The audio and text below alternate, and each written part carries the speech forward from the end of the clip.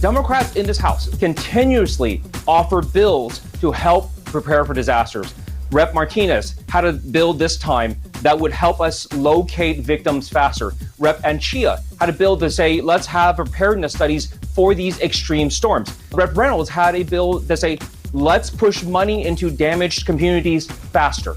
Every single one of these bills and a dozen other bills were all killed by Republicans, and for no reason at all. Every single time Democrats try to bring up that it's not just the 100-year storms, it's the 200-year storms, it's the 500-year storms that keep hitting every single year. And we're saying there's something wrong with that. You're not supposed to have 500-year events every single year. And every time Democrats offer up legislation, amendments to say, let's do something about this, let's save lives, let's prepare, it's uniformly rejected on party lines by Republicans.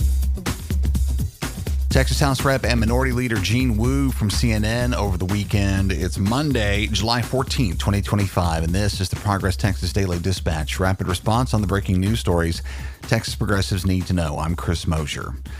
The deadly July 4th flood disaster continues to dominate the news over 1 week later. Latest from The Independent, the death toll officially 132, just as a new round of flooding resulted from heavy rain yesterday in San Saba, Schleicher, and Lampasas counties. The Lampasas River surged 23 feet in 4 hours yesterday.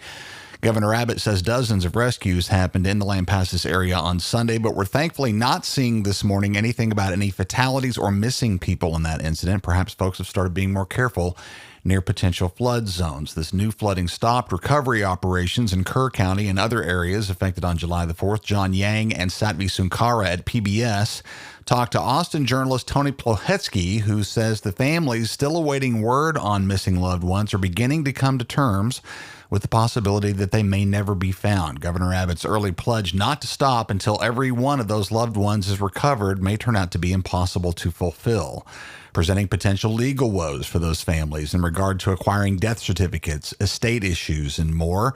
That video from PBS is heartbreaking and is linked in our show notes this morning. J. David Goodman at the New York Times writes that the stoicism we Texans are known for is providing both comfort and an avenue for excuses and deflection of responsibility. Raymond Howard is a city council member in Ingram who has been outspoken in his outrage over years of discussions among officials in Kerr County about a warning system on the river going nowhere. He says, quote, "I don't care if I make a lot of enemies because this cannot happen again," unquote. Governor Abbott's highly flawed football metaphor, used in just this way the other day to replace accountability with Texas toughness, drew condemnation from none other than Hall of Famer Earl Campbell, one of the all-time great Texas football heroes. Mr. Campbell says, quote, "What our governor did comparing it to sports was wrong, very wrong. We're talking about people that lost their loved ones and not football or basketball or baseball or whatever ball," unquote. That same article reminds us that this deflection is happening in a state that has been impacted in about a quarter of the 400 weather disasters in the United States between 1980 and last year that resulted in at least $1 billion in damage. Houston is considered by FEMA as the second most at-risk area in the nation for natural disasters, behind only Los Angeles. Ed Pilkington at The Guardian says the Republican regime in Texas, which has held an iron grip on statewide power for over 30 years, as we well know, and frankly the voters who keep them in power, exhibit a problematic combination of zealous devotion to rugged individualism and an equally passionate disdain for government action, which leads to a pattern of inaction and underinvestment in infrastructure and planning to keep the public safe. And the examples are plentiful. Winter Storm Uri, the Uvalde school massacre, the dike system planned in the wake of Hurricane Ike, which has not moved forward since that storm blasted the Texas coast back in 2008. Dr. Andrew Dressler, a professor of atmospheric sciences at Texas A&M, says this absence of forethought means, quote, "Texas will spend a lot of money recovering from disasters, but they'll spend very little trying to avoid the next disaster. We have everything other than maybe avalanches. Every other climate disaster you can think of, like wildfires. You name it, we have it. Our elected representatives are not forward-looking on climate issues. It's the political power of fossil fuels and their ability to keep everybody in line," unquote. It's not just the river. It's not just Kerr County. It's a well-established statewide pattern of greed-based neglect under Republican rule that makes Texas such a dangerous place to live. Considering that, Republican Congressman Tony Gonzalez of West Texas pops up in an unusual way, actually calling for accountability in the July 4th flood situation on CNN, invoking the Uvalde shooting, which happened in his district. His quote, "We can't just allow girls to drown in the middle of the night. We have to make sure we protect everyone," unquote. Gonzalez seems to think something resembling accountability may come from the upcoming special session, set to begin 1 week from today on Monday, July 21st. Considering that real accountability would represent a significant departure from the Republican status quo in Texas, we're not super hopeful about that. Much more likely, that session is going to be a lot more about conservative red meat than actually doing anything to keep Texans safe. Also on CNN, as we heard at the top, Houston House Rep Gene Wu says conservative red meat is what he expects. Top of that list is a scandalous redistricting push ordered by Donald Trump. Victor Jacobo at KHOU-TV in Houston writes that other Houston area Democratic leaders are criticizing the GOP-controlled Texas legislature's decision to redraw the state's congressional map after the Department of Justice claimed that 4 majority-minority districts, the 9th, 18th, 29th, and 33rd, are unconstitutional racial gerrymanders. Democrats say the redrawing effort is an obvious attempt to weaken minority voting power in those areas and to boost the GOP's floundering chances in the 2026 midterm elections. As we know,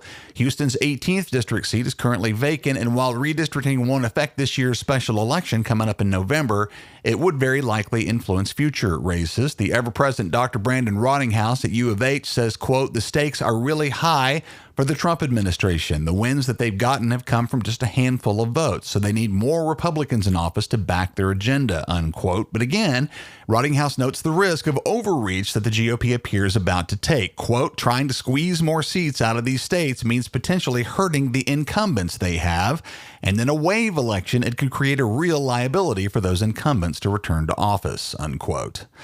Eleanor Klibanoff and Gabby Birnbaum at the Texas Tribune note just how thin the veil of credibility is wearing for the Texas GOP on all of this. Just weeks ago, in a trial over the current state of Texas's congressional district maps, the state argued repeatedly that they were the result of a race-blind process.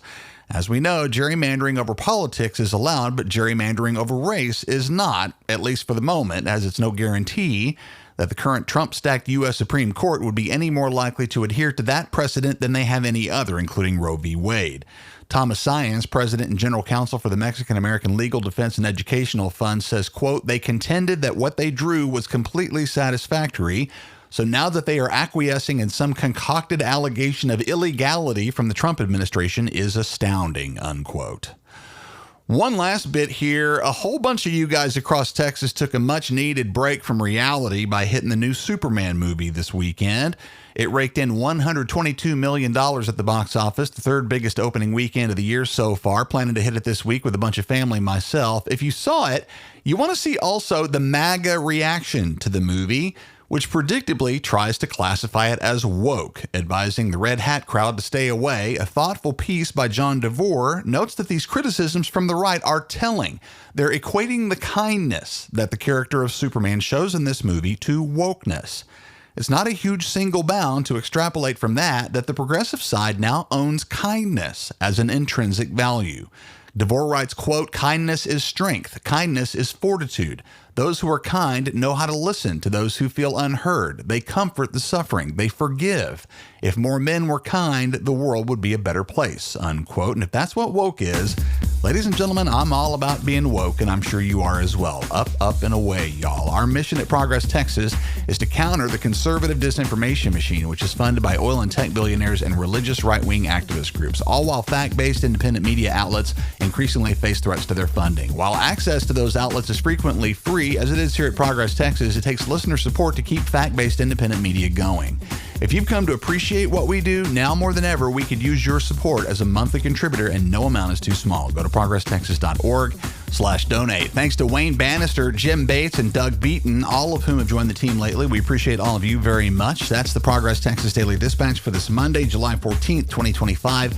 Links to all these original stories can be found in our show notes. Progress Texas is a nonprofit rapid response media organization promoting progressive messages and actions. While campaigns come and go, we're the permanent home for progressive media and action in the Lone Star State. I'm Chris Mosier. Thanks so much for listening. Have a great day and a great week, and we'll see you again tomorrow morning.